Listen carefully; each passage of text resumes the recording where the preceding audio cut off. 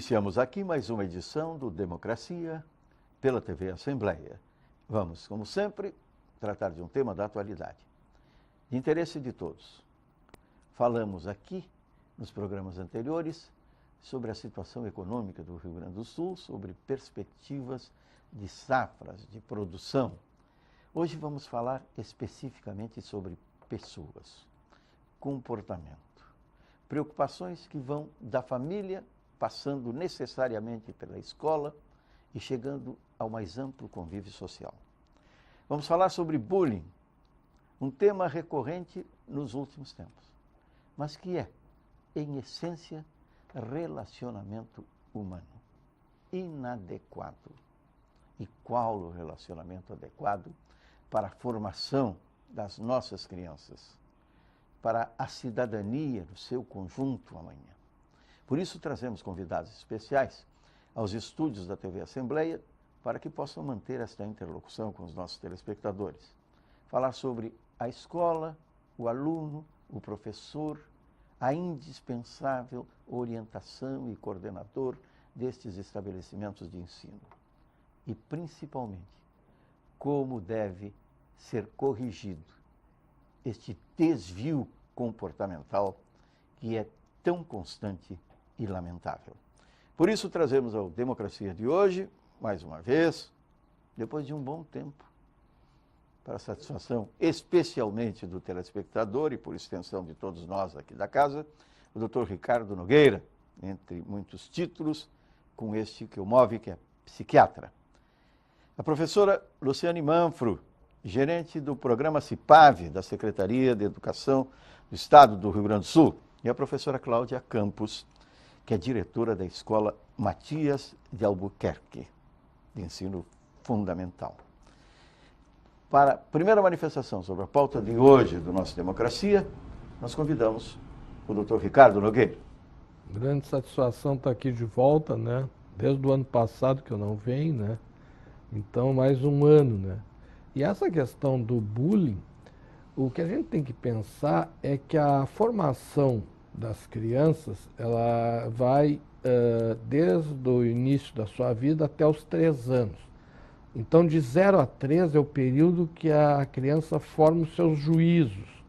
E esses juízos que são dados a ela, são dados por quem a educa, né? Pelos pais, pelos avós e muitas vezes hoje pelas babás, né?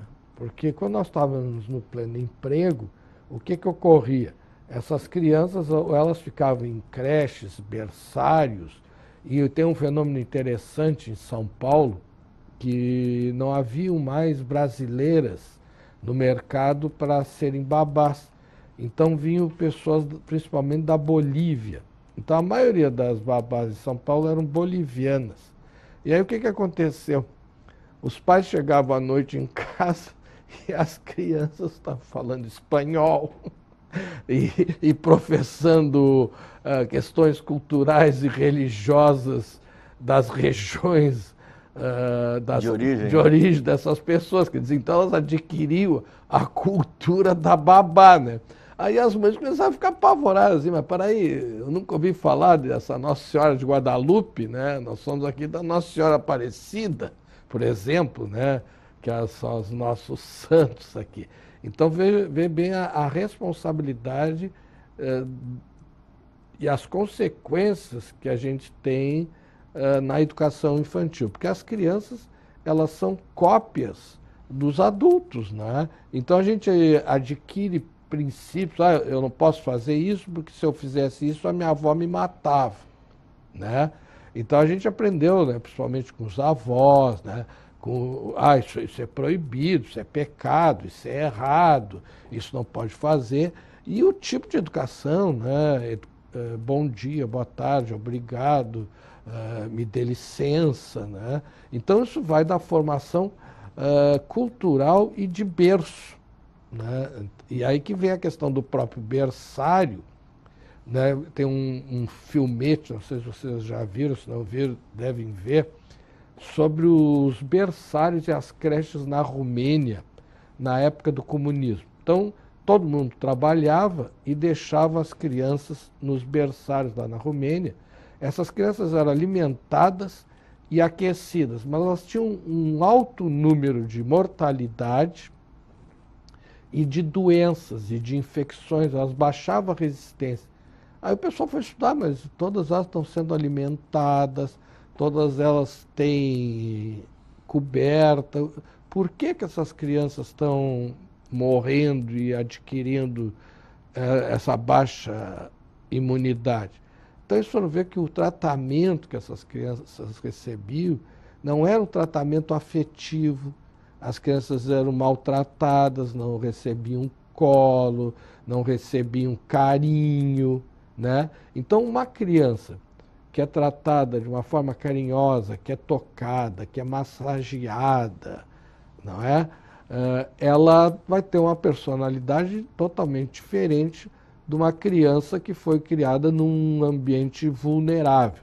Então, eu tenho um estudo do Dr. Danilo Rolim de Moura, infelizmente já falecido, que ele estudava a origem das doenças mentais nas crianças.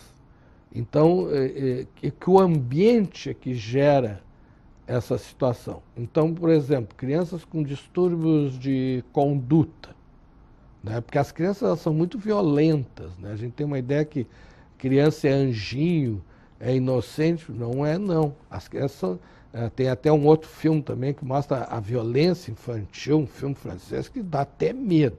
A fúria de uma criança é algo quase que incontrolável, né? Quer dizer, tu só consegue controlar se tu minimiza essa fúria. Agora, se tu estimula essa fúria, tu não controla mais. E essa criança vai ser uma criança furiosa e raivosa. Então, na verdade, a educação é uma vacina anti-raiva. Porque a gente tem que aprender a controlar a raiva. E isso que é o manejo, né? Então, como é que tu vai fazer isso? Né? Então, como é que tu, quando tu ficava lá, quando tu era criança, brabo lá, o que a tua mãe dizia, né? O que a tua avó dizia? Calma, vem aqui no colo da vovó, se machucou, a vovó dá um beijo, cura, né? Que era uma coisa mágica, né? Vou lá, mamãe beija, passa água, ou benze e pronto, né? Então, a criança adquire esses conhecimentos e vai criando um superego interno. Esse superego interno, ele é introjetado nesse período do 0 a 3 anos inconscientemente. Então, por que tem coisas que tu não admite? Por que tem coisas que são inconcebíveis? Né? Tem coisas que são inconcebíveis. Não, isso eu não posso aceitar. Né? E até questões assim, culturais, ideológicas. Né? Por exemplo, é impossível a gente mudar de clube. Né? A gente muda de mulher, não pode mudar de clube. Né? A gente nasce gremista até morrer. Né? De mulher a gente troca várias, né? Não tem problema nenhum. Embora os vínculos permaneçam. São inesquecíveis. Né? Então isso também, a questão do respeito, dos princípios, mas tudo isso é gerado em casa. E aí também os preconceitos. Como é que uma criança, a criança ela é causadora de bullying para as outras crianças na escola? Mas quem ensinou para a criança que magrinho é pauzinho de virar tripa, que gordinho é elefantinho da Sica? Eu acho que nem sei se existe essa Sica até hoje. Era uma propaganda que tinha do estado de Tomar. Deve ter sido comprado por algum grupo do exterior. Né? E acho que acabou, né? Deve ser outro nome. É a mesma, né? Com outro nome. Nem sei se tem. Eu lembro que tinha uma propaganda do elefantinho. A marca da Sica, bons produtos indicam. Te lembra? Tu vê, a gente não esquece essas coisas. E tem coisas muito interessantes. Tem um filme italiano chamado Estão Todos Bem, com o Marcello Mastroianni, que ele vai atrás dos 5 filhos que ele tem para ver como que esses filhos estavam. E todos eles diziam, estou muito bem, estou rico, sou presidente da minha empresa, sou diretor, sou isso, sou aquilo. E ele vai ver e não era nada disso. Eram todos subalternos, numa situação de penúria e tal. E aí ele vai ficar na casa de da filha dele. E lá a criança, ela ia trabalhar e deixava a criança na frente da televisão o dia inteiro. E é muito interessante a cena é fascinante, porque ele chega na frente a televisão está ali, a criança está aqui, e ele fica no meio. E a criança começa a chorar.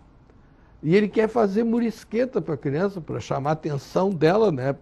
E a criança, não! A criança quer ver o que está na televisão. É o condicionamento. E o que me chama mais atenção, que me marcou nesse filme, que o filme é horrível, um filme depressivo, tremendamente depressivo, né? É que a novela que estava passando era uma novela brasileira com a Maitê Proença. Nunca mais esqueci daquilo. E isso é antigo, né? Porque o Marcelo Mastroianni já morreu faz tempo e a Maitê já não é mais o que era, né? Então, todas essas coisas. Então, hoje as crianças não têm mais pai, não têm mais mãe, não têm mais avó. O que elas têm? Elas têm babás, né? E algumas babás de culturas outras, ou estão sendo aculturadas e educadas pela televisão. Ou, pior, essas crianças hoje recebem equipamentos. Eu já vi criança com 2 anos de idade já no tablet. E pior... E o manuseio superior a quem viu. Não, é fantástico. Isso chama atenção. Porque a criança, ela faz assim no tablet, ela passa o dedinho. E nós, os velhos, a gente faz assim. Você já notar. E é incrível. Então, o que acontece? Aí eles vão para os tablets, eles dominam aquilo, porque eu não sei como é que eles conseguem. A minha neta me diz, tu é bem burro, né, vô? Né? E eles são educados pelos esses jogos, esses malditos jogos, que são só de violência, de agressão, né? Então, hoje nós estamos numa situação que é muito delicada e tudo fruto de nós mesmos, que permitimos a esse tipo de coisa e que introduzimos, introjetamos nos nossos filhos, nos nossos netos, preconceitos que, infelizmente, são nossos. Luciane Manfro. Prazer estar aqui novamente. O ano passado também já discutimos esse tema. E eu acredito que o bullying, ele ao mesmo tempo é uma questão antiga e moderna. Antigamente se praticava o bullying com apelidos pejorativos, né? Como o senhor falou, pode vir a tripa, o gordinho. Só que hoje em dia, após a lei, né, que foi sancionada em fevereiro do ano passado, ela pauta exatamente o que é considerado bullying aos olhos da escola. Que daí tem o bullying material, o bullying psicológico, o bullying social, racial, o bullying sexual. Existem 8 tipos de bullying. A partir desta interação com os casos mais especificamente, muitas coisas saíram de um âmbito considerado apenas indisciplina em sala de aula. O aluno é indisciplinado, ou então o aluno é indisciplinado na hora do recreio, o aluno é malcriado, o aluno é agressivo, como o senhor falou. Mas nós começamos a fazer um estudo inédito no país, né, entre todos os estados da federação. Só o Rio Grande do Sul faz um mapeamento das violências escolares e do seu entorno. E desde que começamos a acompanhar esses números, nós percebemos alterações, por conta também do trabalho que intensificamos. No momento que identificamos que a indisciplina em sala de aula, dentre 10 questões sobre violência que a gente estava acompanhando, ocupava cerca de 50%, 60%, em alguns lugares até 70% das violências que preocupavam a escola, nós nos dedicamos muito a trabalhar esse relacionamento em sala de aula. A diretora depois aqui vai confirmar isso. Nos preocupava o que era essa indisciplina. E trabalhamos muito essa questão de relacionamento e conseguimos diminuir assim muito expressivamente os índices de indisciplina em sala de aula. Cerca de 30%, 40% diminuímos. Mas percebemos que os casos de bullying aumentaram. Em Porto Alegre, especificamente, a gente tem assim, muita resistência das escolas aderirem ao nosso programa, que é o programa CIPAV, né, Comissão Interna de Prevenção a Acidente e Violência Escolar. Nós passamos a ter um site no meio do ano passado, de 2016, e através desse site as escolas podem aderir ao programa. Ali elas têm todas as informações do trabalho que desenvolvemos, os parceiros que nos ajudam a dirimir essas questões de violência, Inclusive os gráficos, né? O resultado desses nossos mapeamentos estão todos no site. E o interessante é que escolas municipais que não participavam do programa estão se interessando em participar, e escolas de outros estados, como Minas Gerais, Rio de Janeiro, e até ontem eu recebi a adesão de 2 escolas de Santa Catarina. Eles não têm como participar do nosso programa, mas a gente pode orientar eles a buscar alguma coisa similar, porque os resultados estão vindo. Canoas, por exemplo. Canoas diminuiu todos os índices no ano passado, inclusive os casos de bullying. Mas Canoas já trabalha as questões CIPAV na escola há mais de 6 anos. Antes de nós implementarmos o programa a nível de estado, Canoas já desenvolvia junto com Caxias do Sul essas questões internas com a comunidade escolar. E é um fenômeno bem interessante, porque eles foram criando essa cultura preventiva que as escolas não tinham antes, e como a diretora conversou comigo antes, passaram um ano inteiro conversando sobre essas questões, falando dos males que uma prática de bullying causa nessa criança no futuro depois, né? Ela começa com um apelido pejorativo ou com brincadeiras desagradáveis, e no futuro ela pode sim vir a praticar outros delitos, já como adolescente praticar atos infracionais e como adulto praticar crimes, porque o bullying pode ser sim o início de um desregramento, né, junto à sociedade, e se não trabalharmos isso de maneira séria, né, e bem pautada, nós não conseguimos modificar essa realidade. Por isso que o programa CIPAV a nível de estado tem tido uma repercussão muito importante, porque ele está movimentando essas questões, ele está tirando do lado obscuro as questões de violência e trazendo para o debate, trazendo para o trabalho preventivo e modificando essa realidade. Cláudia Campos. É um prazer imenso estar aqui, principalmente para falar de um tema tão complexo, porque o bullying é um tema complexo. Porque o que realmente é bullying para as crianças? Quando tu trata com eles esse assunto, tu para e pergunta, tu tá fazendo bullying? Não, não fiz bullying. Muitas vezes eles não sabem que estão praticando. Porque para eles se torna um ato normal. Eles fizeram em casa, a mãe não repreendeu, o pai não repreendeu, ninguém falou nada. Chegou na escola, acho que pode fazer. Então, o que eu acho que é importante se fazer? Nós temos que começar lá na base, trabalhar com aquelas crianças lá no ensino fundamental, lá com seus 6 aninhos, para chegar com seus 14 anos, não estar quebrando classe, xingando o professor. Tem que ser um diferencial. E o diferencial tu tem que trabalhar ele durante todo o ano. Tem que ser um trabalho contínuo, tem que se ter paciência ao trabalhar com essa criança. Essa criança tem que se sentir bem ao desenvolver um trabalho. O que é bullying? Vamos trabalhar então com essa criança, já que ele fez essa pergunta para mim. De que forma? Aí tu vai mostrar a tua mão. Olha, eu tenho 5 dedos. Preciso de todos eles, mas eles são diferentes. Então, se tu tem 30 coleguinhas na tua sala de aula, tu tem que aprender a conviver com eles. Não interessa se é gordo, baixo, alto. Não. Mais tarde, quem sabe não vai ser o médico que vai te atender, o policial que está na rua para te defender. Tu necessita dessas pessoas. Nós vivemos em sociedade. Então, essa criança tem que aprender não, ela tem que parar e ela tem que focar, ela tem que saber se relacionar com o outro. E a melhor maneira disso não é uma classe atrás da outra, eles têm que aprender a trabalhar em grupo, eles têm que conviver em sociedade.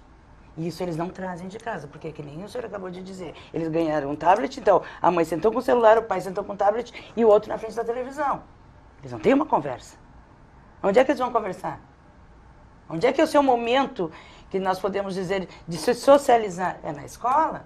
O professor, ultimamente, tem feito um papel primordial para essas crianças, principalmente em situações de vulnerabilidade social muito grande. Eu trabalhei 15 anos na Restinga, onde você sabe que a vulnerabilidade social desse bairro é um bairro imenso, a vulnerabilidade social muito grande. Saí dali, fui para a Juca Batista também, as crianças têm uma vulnerabilidade social grande, e eles necessitam de uma atenção maior. Aí tem muita gente que diz, o professor não é pai, não é mãe, não tem que educar. Eu também concordo que o professor não é pai, não é mãe, tem que... Não, mas nós também podemos fazer um diferencial. E esse diferencial, ele funciona da seguinte forma. Ao longo do ano letivo, nos primeiros aninhos, começou fazendo um trabalho diferenciado.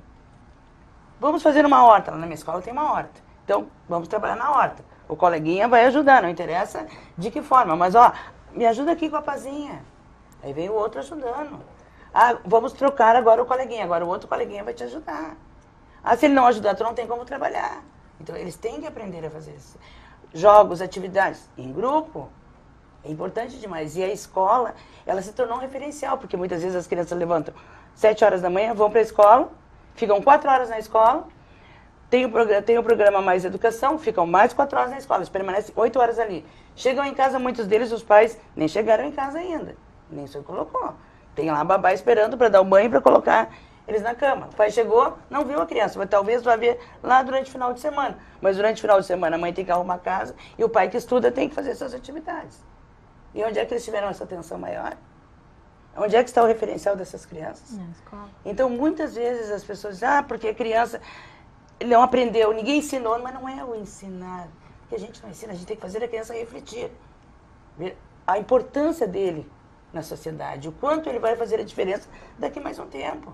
Eu posso muito bem, agora nós estamos comentando ainda, eu não só faz parte da minha pessoa, mas de várias outras colegas que são diretores de escola, nós estamos agora, uns pintam a escola, eu estou pintando a minha escola, os outros diretores plantam na escola, fazem jardim para quê? Para tornar aquele ambiente um ambiente agradável, um ambiente acolhedor. Isso diminui a evasão escolar, porque a criança vai estar num ambiente... Pois é, que mas uma coisa que me chama a atenção é o seguinte, as crianças que leem mais são aquelas que, por exemplo, desde que nasceram, as mães contam histórias para elas. Umas até antes de nascer, as mães já contavam histórias, liam histórias para elas. Então, uma criança, por exemplo, eu lembro quando eu era criança, que a minha mãe lia para mim uns livretinhos do Gato de Botas, que era o desenho do Gato de Botas. E aí eu queria uma outra história, depois tinha do Peter Pan, né? Então, eu não sabia, era pequenininho, mas já queria as historinhas, então, entendeu? E os quadrinhos, já queria olhar o Gato de Botas, Marcelino, Pão e Vinho. Lembra disso? Ricordate, Marcelino, Bonopano, Bonovino. Isso, viu? Olha aí, quer dizer, então tu é criança, aí te conta a história, tu acha bonito, tu acha interessante. Hoje, qual é o problema? As pessoas não conversam, como tu acabaste de contar aqui agora. Eu vou te dar um exemplo. Eu trabalho basicamente com o Centro de Promoção à Vida e Prevenção ao Suicídio do Hospital Mãe de Deus, que eu coordeno. Hoje, nós temos recebido um número que nos assusta de crianças, não existia isso, que tentam se matar. E aí tu vai perguntar para as crianças, mas por que tu quer te matar? Ninguém me dá atenção, ninguém fala comigo. E aí tu começa a olhar assim para o lado e fica todo mundo com umas caras. E realmente, é bem isso. As pessoas saem às 6 da manhã de casa, chegam e vão para a faculdade. Tudo isso que a senhora falou aqui agora, né? As atividades e tal, e ninguém conversa. E bem, exatamente tudo que a senhora descreveu aí, né? Até em restaurante, e vou lhe dizer, as experiências que eu tenho de crianças pequenas, de 2 anos de idade com tablet, foi em restaurantes que eu vi, se a senhora quer saber. Né? Os pais, bem, mas exatamente o que a senhora descreveu. No restaurante, né? Em casa deve ser igual. Ninguém fala. Todo mundo nos seus... Face, né? Face, lá, não sei o que, todo mundo... Então hoje, que nem esses dias eu vi um bar aí que diz assim, aqui não tem Wi-Fi, fale com quem estiver na sua frente. A gente não conversa. Agora, tu vê o seguinte, tá todo mundo ali. Tu passa na rua, até agora mesmo eu estava vindo para cá, uma senhora falando sozinha.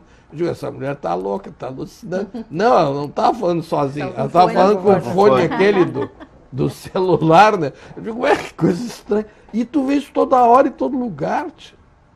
Então as pessoas não conversam, elas não leem, porque elas não são estimuladas a ler, elas não são estimuladas a conversar. Então a conversação está proibida, acabou. Né? Não tem ninguém para te atender. Eu estava no aeroporto ontem, fui pagar o estacionamento. Então estava acostumado a chegar ali no estacionamento e pagar. Sempre tinha umas pessoas ali onde não tinha um aparelho para me botar o meu cartão. Eu me indignei com aquilo. Então eu estou vendo assim que cada vez mais o trabalho humano, com a informatização, ele está acabando, né? Como disse o Batista.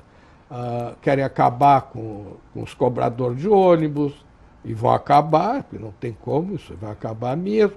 Então não vai ter mais cobrador, vai ser tudo automático, por cartão, por bilhete, por não sei o quê. E não se tem, por exemplo, tu telefona para algum lugar, entra, aperte 1, aperte 2, aperte 3. Eu sou do tempo que a gente chegava num banco, me lembro como se fosse hoje, tinham 200 funcionários num banco, 200, eram bancos, né? Hoje não tem ninguém, né? É tudo ali, tu faz tudo automatizado. Então, Nós estamos chegando ao final do Democracia, no primeiro momento, no primeiro bloco, falando sobre bullying. Importante que na retomada desse espaço se identifique também algumas questões que são comuns, lamentavelmente, nesse desvio de comportamento que motiva não apenas o programa de hoje, mas uma discussão bem mais ampla.